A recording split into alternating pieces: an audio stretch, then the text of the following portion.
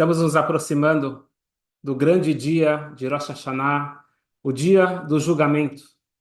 E a gente sabe que quando nós somos convocados para um julgamento aqui na Terra, a gente vai fazer de tudo para fazer uma pesquisa prévia para poder saber mais sobre o juiz, para poder saber como a gente pode, de alguma forma, talvez nós, nossos advogados, de alguma forma, nós conseguimos tocar o coração, conseguir alguma brecha, conseguir o melhor para o nosso julgamento. Quando chega o grande julgamento, com o grande juiz, não tem dúvida nenhuma, e todos nós gostaríamos de ter inside information, ter as dicas, como nós podemos conseguir garantir um ano bom e doce. Todos nós queremos Shana Tová Umetuká, sem dúvida nenhuma. Mas quais são as dicas? Quais são os critérios que Deus usa no seu julgamento?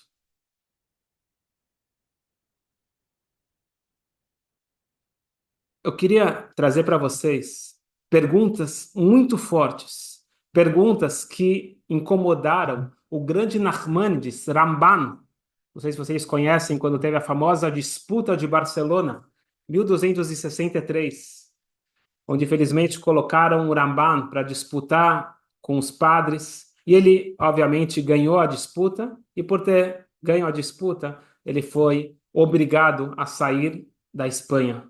Mas para ele foi maravilhoso, porque ele pôde finalmente concretizar o seu sonho de vida, de fazer aliá e morar em Eretz Israel. O Ramban, ele chegou no porto, em Aco, quer dizer, ele foi morar em Aco, perto do porto, e no primeiro e último Rosh Hashanah, porque logo depois ele faleceu, no primeiro e último Rosh Hashanah que ele esteve em Aco, ele deu a famosa drashá, o famoso discurso que se tornou um livro, Drashat Aramban le Rosh Hashanah. O Ramban, o Nachmanides, ele faz perguntas que, depois que você escuta a pergunta, você fala, como que eu não pensei isso antes? Como que eu chego para o Rosh Hashanah sem entender o básico? O Ramban, ele coloca na nossa cara que a essência de Rosh Hashanah pode ser que nós ainda não entendemos, até nós o aprofundarmos no estudo de hoje. O que aconteceu em Rosh Hashanah? O que acontece em Rosh Hashanah? Como nós devemos nos comportar em Rosh Hashanah? Você vê que a Torá, ela é enigmática. A Torá não fala sobre Rosh Hashanah. A Torá apenas diz que no sétimo mês, no primeiro dia do mês, B'chodesh Shvi B'chad L'chodesh, Mikra Kodesh Elachem, vai ser um dia sagrado, Yom Truai Elachem, vai ser um dia de tocar o shofar. Pronto. Mas não fala para que tocar o shofar, qual que é a essência desse dia. Se você pegar Pesach, Hashem deixa bem claro, você tem que comer matzah 7 dias, porque foi isso que eles comeram na saída do Egito. 7 dias vocês devem sentar no açúcar, porque eu fiz o povo habitar em cabanas no deserto. Até mesmo o Yom Kippur, que também não está claro, está escrito que vocês devem ter anu e nafshotechem, vocês devem afligir vossas almas. Lá ele deixa bem claro. Que Bayom Hazeh chaper aleichem letaretchem mikol chatotechem. Ele diz que é um dia de perdão. Ele diz que esse dia tem algo a ser feito. O perdão, que começou com o perdão do bezerro de ouro, mas a Torá fala o que é Yom Kippur, o que é Sukkot, o que é Pesach, o que é Shavuot. Agora, Rosh Hashanah, a Torá não deixa muito claro. E por isso que depois você precisa que a Gemara, lá, a Gemara em Rosh Hashanah, página 8, ela vai fazer todo um estudo e usar um passou com um versículo do Teilim. Então, o rei Davi, ele acaba completando o puzzle, o quebra-cabeça, porque está escrito que tem que tocar o shofar, que Chog le Israel hu mishpat lelokei Yaakov. Então, o Salmo 81, Teilim Peyalev, ele vai e nos mostra que o toque do shofar tem a ver com o dia do julgamento, e desde então nós sabemos que Rosh Hashanah é o dia do julgamento. Diga-se de passagem, Rosh Hashanah não é uma festividade judaica apenas. Não é um dia do julgamento apenas do povo judeu. Em Rosh Hashanah, Kol Baei Olam, todos os povos, e na verdade não só os povos, os animais. O mundo inteiro, ele é julgado em Rosh Hashanah. Baruch atah Eloheinu melech haolam shekolanu brei.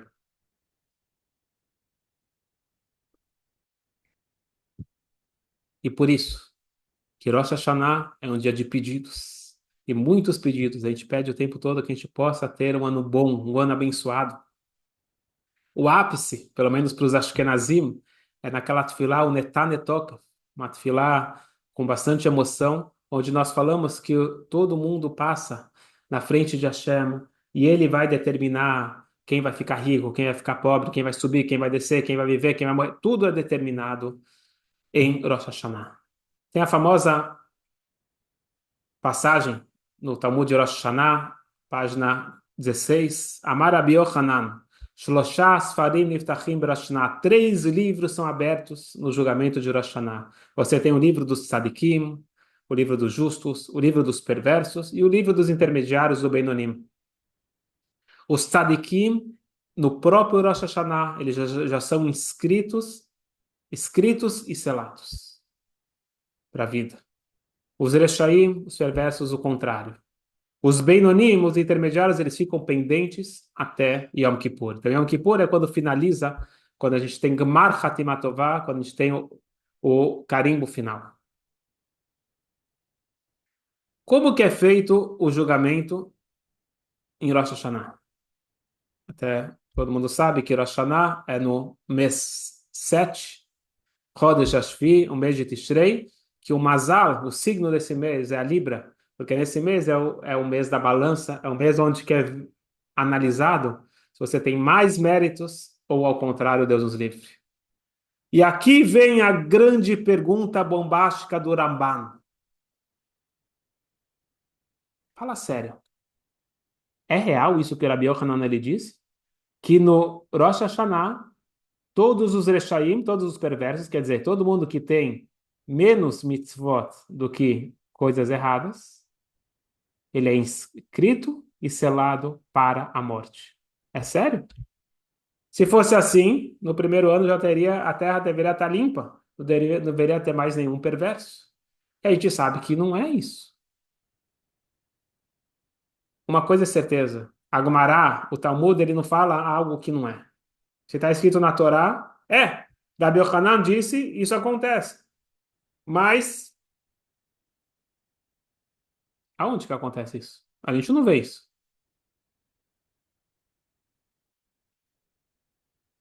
Continua o Ramban, ele fala algo que todos nós sabemos. Quando a gente fala de recompensa, quando a gente fala de um tzadik, é muito famoso esse conceito, que as pessoas pagam aqui na Terra para poder receber o Olam Abá, poder receber o mundo vindouro. Então é justamente o contrário. É dito que as pessoas boas sofrem nesse mundo para poder perdoar as coisas erradas, para poder receber 100% da recompensa no mundo vindouro. Enquanto que aqueles que têm poucas coisas boas, eles recebem nesse mundo para não receber no mundo vindouro. É justamente o contrário do que a gente está vendo aqui no Talmud. Tem aquela famosa passagem, a gente sabe que de toda a história judaica, de todos os sábios, milhares e milhares de sábios, teve apenas um sábio que se desviou do caminho. E esse sábio, ele se desviou do caminho, ele teve uma quebra de paradigmas. Ele não conseguiu entender o que ele viu, e ele tinha certeza, infelizmente, ele chegou na conclusão errada, achando que Hashem não cumpre o que ele fala, Hashem ele não está controlando. Apenas um, na verdade, teve uma influência que ele entrou no par deles, teve outras questões que acabaram influenciando. Se você for ver, na verdade, no Talmud, não está muito claro exatamente o que fez ele sair do caminho. Tem várias e várias versões. Aqui é uma das versões que o Talmud em Hulin ele traz, que na verdade o Elisha ben Avuya viveu no século II, um grande sábio, professor de Rabi Meir. Elisha ben Avuya, ele se desviou do caminho e acabou recebendo o título de Acher, o outro. Também tem uma história no Talmud, por que ele recebeu esse título, mas o fato é que em Hulin ele fala que o motivo que ele se afastou foi que ele viu um pai pedindo para uma criança, para um filho, para subir numa árvore para cumprir a mitzvah de Shiluach Etaken. Existe uma mitzvah de você espantar a mãe para poder pegar a mãe pássara, para poder pegar os filhotes e você não pode pegar na frente da mãe, que isso aqui é crueldade, mas a Torá promete que quem fizer essa mitzvah, ele recebe arichut yamim, ele recebe longevidade. Tem uma outra mitzvah que a Torá fala, que recebe longevidade, que é respeitar pai e mãe. Dois opostos. A mitzvah mais difícil que existe é respeitar os pais. A mitzvah mais fácil, que é espantar um passarinho, as duas garante a longevidade. Esse menino, ele fez as duas ao mesmo tempo. Ele obedeceu o que o pai falou e cumpriu a mitzvah de Shiloh Hataken. E quando ele estava descendo da árvore, ele caiu e morreu. Quando Elisha Ben Avui, ele viu isso, ele falou, tá, tem uma coisa errada aqui. Tem uma coisa errada. E ele se afastou. Essa é uma versão por que ele se afastou. Mas, na verdade, o próprio Talmud, e todos nós sabemos, isso consta em vários lugares, Schar mitzvah behai alma leika. Não existe recompensa para mitzvot nesse mundo físico. Nós sabemos que as mitzvot, elas garantem recompensa no mundo vindouro. Pergunta o Ramban. Então, se é assim, como você diz que os tzadikim, aquelas pessoas que cumprem as mitzvot, eles garantem um ano abençoado aqui na terra, quando a gente sabe que as brachot, a recompensa, está guardada para o mundo vindouro. Então, o Ramban, ele finaliza, voltando, foi o último discurso da vida dele, se tornou um discurso muito famoso, e ele pergunta, está contra tudo que a gente sabe. Nossos pedidos de Rosh Hashanah para ganhar um ano bom e doce, tudo depende de eu ter mais mitzvot, quando a gente sabe que as mitzvot não são o que garantem o meu ano bom. Garantem meu paraíso. Nós temos que, então, chegar à seguinte conclusão. Por isso que eu estou falando uma coisa muito básica. Todo ano, Rosh Hashanah, antes de Rosh Hashanah, a gente quer ter um bom julgamento, mas o que garante um bom julgamento? Quais são os critérios? Fazer muitas mitzvot? A gente falou que as mitzvot, elas garantem um mundo vindouro. Em Rosh Hashanah, o julgamento de Rosh Hashanah, ele é muito específico. É uma coisa diferenciada. O julgamento de Rosh Hashanah, ele é, na sua maioria, sobre o aspecto Ben Adam Lachavero. Uma grande novidade. Nós temos duas categorias de mitzvot. Nós temos Ben Adam Lamakom, Ben Adam Lachavero. Tem mitzvot que é entre eu e Hashem, Ben Adam Lamakom, e tem e outras que é Ben Adam Lachavero, entre o homem e seu semelhante. O Shabat, eu cumpro para Deus. Eu não vou ajudar ninguém cumprindo o Shabat. Agora, visitar um doente, dar tzedakah, são mitzvot que é Ben Adam Lachavero, entre o homem e o próximo.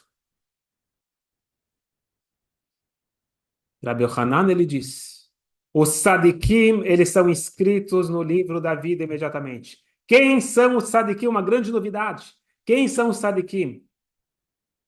Aqueles que fazem mitzvot ben adam lachavero, que eles fazem algo positivo e bom entre o homem e o seu semelhante. Não quer dizer que ele não tem que cumprir as mitzvot entre ele e Hashem, mas se ele não está ainda 100% nas mitzvot entre ele e Hashem, mas ele trata bem, ele cuida das mitzvot ben adam lachavero, entre o homem e o semelhante, ele é chamado de tzadik, nesse julgamento de Rosh Hashanah, e ele garante um ano bom e doce. Se você for ver, que, né, a tefilá que eu acabei de mencionar, mi yaneu, mi yasher, quem vai ficar pobre e quem vai ficar rico, quem vai ser rebaixado e quem vai receber kavod, honra, mi yarum. Estão falando de coisas que são recompensas, ben adam lachavero, porque a regra é sempre me dá keneged me dá, moeda por moeda. Se eu facilito, se eu ajudo a melhorar a qualidade da vida do próximo, Deus melhora a minha qualidade de vida. Agora, se você falar que eu vou colocar tefilim e por isso eu vou ganhar dinheiro, primeiro que não faz sentido nenhum, e depois que eu acabo desprezando a mitzvah. A recompensa da mitzvah do tefilim, uma mitzvah tão elevada, é o ganhar dinheiro? Não faz sentido. Agora, quando eu ajudo o próximo a ter uma vida melhor, Hashem me dá uma vida melhor. A grande recompensa, a grande o grande julgamento de Rosh Hashanah é Ben Adam Lachavero. É interessante que uma vez a pessoa ele imprimiu um livro, ele pagou a impressão de um livro e, e ele mandou isso para o Rebbe de Lubavitch. O Rebbe falou para ele o seguinte: em geral, quando você faz uma mitzvah, uma coisa espiritual, a tua recompensa é espiritual. Mas nesse caso, já que esse livro ele trata de midot tovot, ele faz as pessoas melhorarem o seu caráter, ele faz as pessoas poderem tratar os outros melhores, então você tem uma influência no mundo físico, então você vai receber também a recompensa física. A gente vê claramente que tem essa ideia. Quando você faz algo espiritual, a recompensa é espiritual. Quando você faz algo físico, você ajuda o outro fisicamente, você recebe uma recompensa física. Para garantir um ano bom e doce, fisicamente falando, não estamos falando da recompensa do paraíso. Estamos falando da recompensa aqui desse mundo.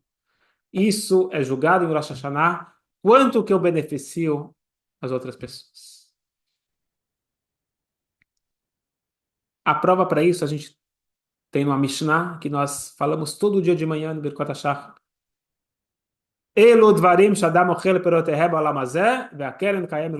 Essas são as coisas que as pessoas se beneficiam dos seus dividendos nesse mundo e o capital está guardado para o mundo vindouro. O que que é falado lá? Que Buda vai respeitar pai e mãe, uma coisa entre eu e o próximo. Glut Hassadim, atos de bondade para os próximos. Bikur Cholim, visitar o doente, Achnasat Kala, ajudar uma noiva a casar, ir no enterro, fazer a paz entre o casal, fazer a paz entre as pessoas. Tem dois detalhes lá que aparentemente não são Ben Adam al mas eu escutei dizer que também tem a ver. Ir para a sinagoga de manhã e de noite, porque é lá que você aprende como tratar bem as pessoas. E um tefilá e a tefilá, as orações, parece que também é só entre uma coisa entre eu e Hashem. Mas o que que a gente pede na tefilá? O que que a gente pede na Amidá? Nossos pedidos são para a gente ter uma vida boa aqui nesse mundo. Então, nós estamos falando de coisas relacionadas entre o homem e o seu semelhante. Estamos falando da vida aqui na Terra. A gente não fala de Shabat, a gente não fala de Yom Kippur, não fala de Tefilin, não fala de Kasher. A gente está falando que essas mitzvot garantem dividendos nesse mundo. Em Rosh Hashanah, quando nós chegamos para pedir por um ano bom e doce, vamos lembrar, o julgamento é quanto eu estou sendo bom para o meu entorno. E a questão é muito simples. Se eu ajudo o próximo a ter uma vida melhor, pode ficar tranquilo, não tenha dúvida que a Hashem vai ajudar você a ter uma vida melhor, a Hashem vai te devolver da melhor forma possível. A gente perguntou quais são os critérios e como se preparar para Rosh Hashanah. A gente não precisa ir longe. O próprio Maimônides, o Rambam, ele diz que tudo é importante. É importante estudar mais Torá em Elul, é importante fazer mais Tefilá em Elul. A gente se prepara em todos os pilares importantes. Mas, diz o Rambam, Ilchot Shuvah, Nagu kol beit Israel arbod betzedaká u'masim tovim. O que a gente faz em Elul, principalmente? Aumentar em tzedakah, em boas ações.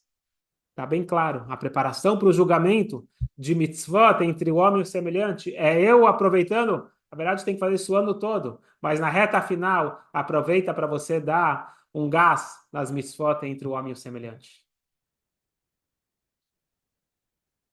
Essa é a explicação básica. E agora eu quero partir para a segunda e última explicação, muito mais profunda e revolucionária. Vamos lembrar. O que nós estamos fazendo em Rosh Hashanah?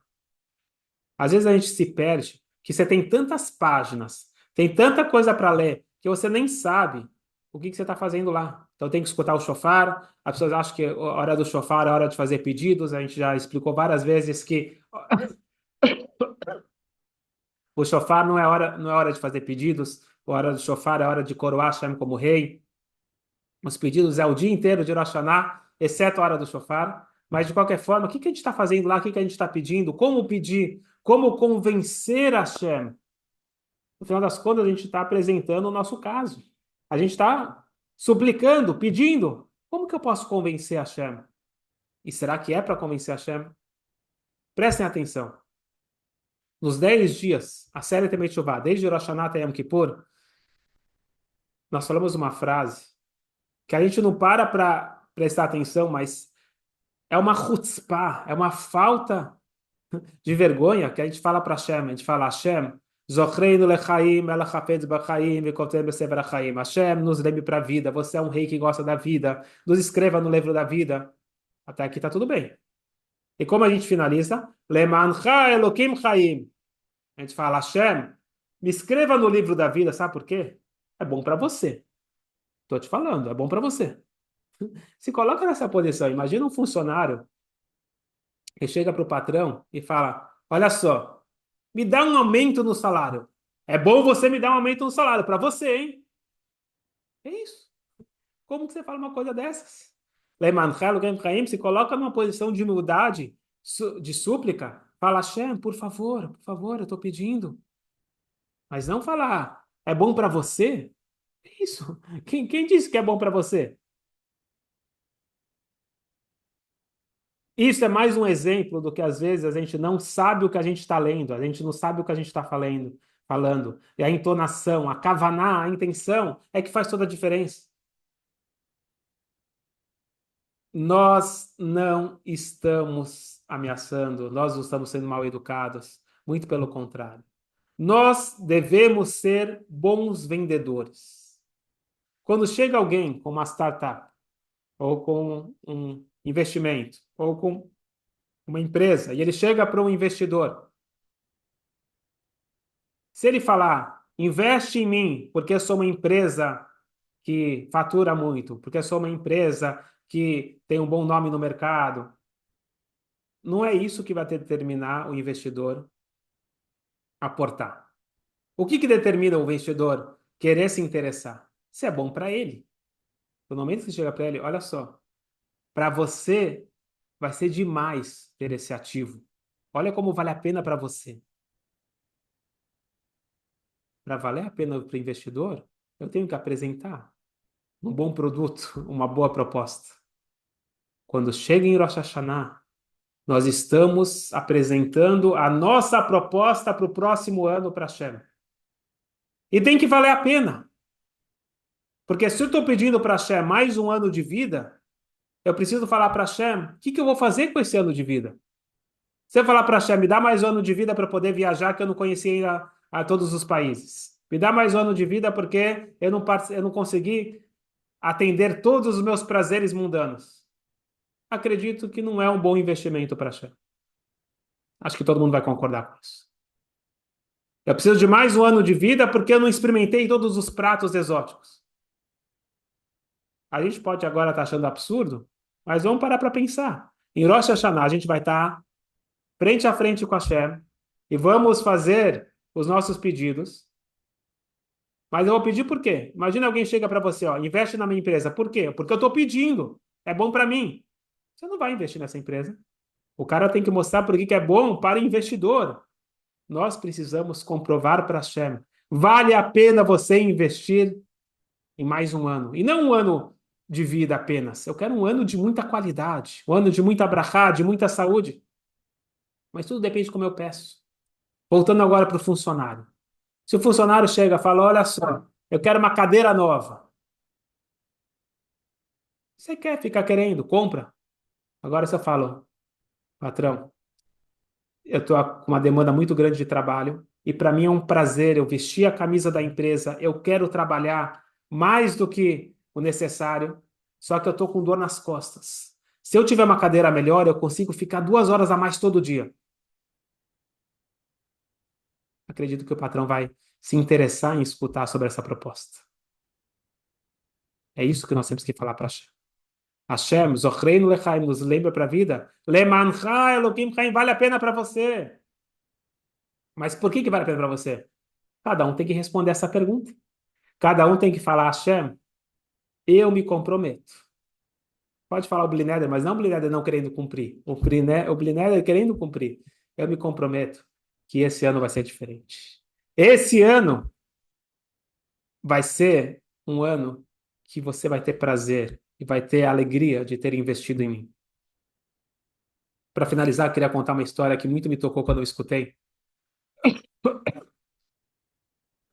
Tem um rabino em Israel, ele é Rosh Kollel, ele é o reitor, é o chefe de um kolel, um centro de estudos em Jerusalém. Rav Menachem Waba. Escutei ele contando quando ele tinha 25 anos. História já há muitos anos atrás. Quando ele tinha 25 anos, ainda era um pai jovem com dois bebês em casa. Ele começou a sentir uma dor no ouvido. E a dor ficava cada dia pior. Cada dia pior, ele estava tentando ignorar, mas chegou uma hora que não teve mais jeito. Ele teve que ir no médico. O médico mandou ele imediatamente fazer exames. E no dia seguinte, veio a notícia mais triste de todas e mais difícil. O médico sentou na cama dele no hospital e falou para ele o seguinte: você tem um tumor no tronco cerebral. E se você me perguntar se ele é pequeno ou grande, nenhum dos dois. Ele é enorme. E ele está tão lá dentro, que não tem o que fazer. Não tem como fazer rádio, não tem nada para fazer. Ele foi para o maior especialista de Israel, no Hospital Hadassah. E o especialista falou para ele na lata. Falou, eu sinto te dizer, mas você tem um monstro dentro do seu cérebro. Se algum médico disser que ele consegue tirar esse tumor sem afetar algo importante, que seja a respiração, a audição, a visão, porque lá tem uma fileira, tá bem numa fileira de nervos. Se ele falar que ele consegue fazer isso sem deixar nenhum efeito colateral, saiba que ele está mentindo. Em outras palavras, ele despachou, ele falou, não tem o que fazer, aceite o desígnio divino. Mas a gente sabe que não, a gente tem que tentar e lutar até o último momento. Ele foi falar com um grande rabino, já falecido, Rav Moshe Landa, que era o rabino de Bnei Brak. Não sei se o rabino conhecia, mas foi atrás e trouxe para ele o nome de o maior especialista, provavelmente o único especialista nos Estados Unidos, desse tumor específico, do lugar onde estava, na Califórnia. E era muito dinheiro para poder fazer a cirurgia, a viagem. O rabino Landa, ele próprio, arrecadou o dinheiro e deu para esse rabino, falou, vai imediatamente para os Estados Unidos. Rosh Chodesh Iyar, é o mês da cura, ele entrou na sala de cirurgia em Los Angeles. Depois de uma hora, o cirurgião, ele sai e ele fala para o pai, a situação é muito mais complicada que a gente imaginava. A gente tinha previsto 6 horas de operação, mas vai durar muito mais. E estou muito preocupado, porque está muito próximo do nervo do controle da respiração. É muito difícil não danificar, muito. Mas o inacreditável aconteceu. A cirurgia foi bem sucedida. Ninguém acreditava, ninguém previa. E Baruch Hashem, 4 meses depois de muita fisioterapia, ele já estava andando, tudo normal. A única sequela que ficou foi que ele perdeu a audição naquele ouvido onde começou a dor, mas tudo o resto funcionando.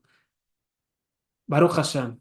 Ninguém acreditou, mas ninguém também sabe como que ele conseguiu isso. Obviamente foi uma brachá de Hashem. Mas como que ele trouxe essa brachá de Hashem? Isso que é o importante para nós. Prestem atenção.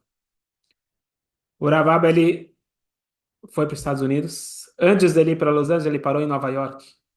Ele foi direto para o Ohel, para o túmulo do Rebbe de Lubavitch, para escrever uma carta, abrir seu coração e pedir para que o Rebbe intervisse a seu favor perante o trono celestial. Você pede para o tzadik, para um Rebbe, para ele rezar por você. É muito mais forte quando a cabeça pede do que o pé pede. Rosh Bnei Israel, o Rebbe, é a cabeça do povo judeu. Ele estava pronto a entrar no túmulo, tem lá a preparação, ele escreveu a carta. Quando ele estava para entrar, liga para ele no celular o rabino dele, o mentor espiritual dele, Rav Yaakov Shvicher, falou para ele o seguinte: Menachem, você está indo para uma cirurgia muito séria. Você está correndo perigo. Você está correndo sério risco de vida. Você está entrando agora para pedir para o Rebbe intervir a seu favor para que Deus te mantenha vivo. Você tem que falar para Deus por que que vale a pena te deixar vivo. Eu quero te falar uma coisa. Você já escreveu um livro, 25 anos já tinha escrito um livro. Esse livro é muito profundo. Esse livro só Talmidei Chachamim, só sábios sabem estudar o teu livro. O teu livro ele não é um livro para o povão. É um livro de Torá profundo. Você precisa escrever um livro que beneficie muito mais pessoas. Que este seja o teu mérito. Essa é uma sugestão que eu te dou. Era o rabino dele. E ele, imagina só a situação. Agora a gente já sabe o final da história, mas ele estava indo para uma cirurgia, o rabino dele pegou pesado. E esse Rav Menachem, ele falou, você acabou de me lembrar, faz 1 ano e meio, teve um rabino, Rav Eliyahu Vilalam, ele me ligou pedindo para eu escrever um livro, para participar de um projeto muito grande de um livro, só que ele acabou desistindo porque ele não conseguiu os recursos para escrever esse livro. Sabe o quê? Eu vou seguir a tua orientação, eu vou tomar a boa decisão, eu vou escrever esse livro e eu vou atrás dos recursos para que esse livro saia. Enquanto ele está falando isso, começou, ele viu que tinha estava tocando a segunda linha, tinha uma ligação entrando enquanto ele estava falando com o rabino dele. Quem era? Aquele Rav Eliyahu Vilalam, que eu tinha pedido 1 ano e meio antes para ele escrever o livro. Ele estava ligando para falar sobre outro assunto, mas o Rav Menachem aproveitou e falou: estou entrando aqui no Oel, eu quero te falar que eu estou assumindo o compromisso. Aquele livro, ele já tinha esquecido, falou: aquele livro que você me pediu, eu vou escrever o livro e eu vou atrás dos recursos. Ele fechou o combinado, ele colocou na carta do Rebbe, entrou e fez o seu pedido e disse: Hashem, eu vou fazer algo muito grande para os seus filhos. Mas para isso acontecer, eu preciso estar vivo. Baruch Hashem, o milagre aconteceu. E se vocês me perguntarem, já passaram vários anos, já saiu o primeiro livro, e pelo que eu escutei, ele está escrevendo o segundo livro com muito sucesso.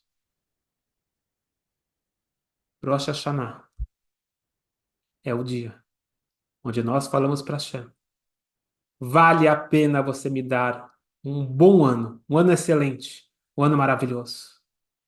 E olha só o que eu acumulei nesse último ano. Olha as mitzvot que eu fiz, Ben Adam L'Chaveró. Olha como eu estou me esforçando para poder ajudar que os outros tenham uma vida boa.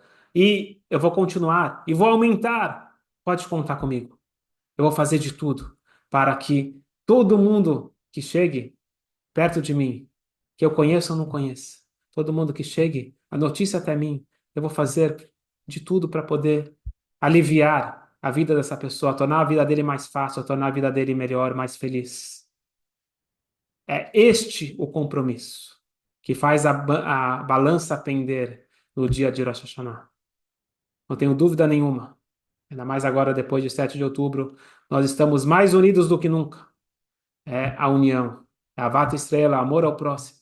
É o esforço de cada um de nós que vai trazer, não só para nós e a nossa família, mas para todos nós, para todo mundo, um Shana Tová Umetuká. Ktivá Bechatemá Tová Leshana Tová Umetuká, que seja um ano maravilhoso, um ano de saúde, um ano de paz, um ano onde nós podemos falar, Ine, finalmente, chegou o fim do nosso galuto, chegou o fim das nossas dificuldades, com a vinda de Mashiach. Amém!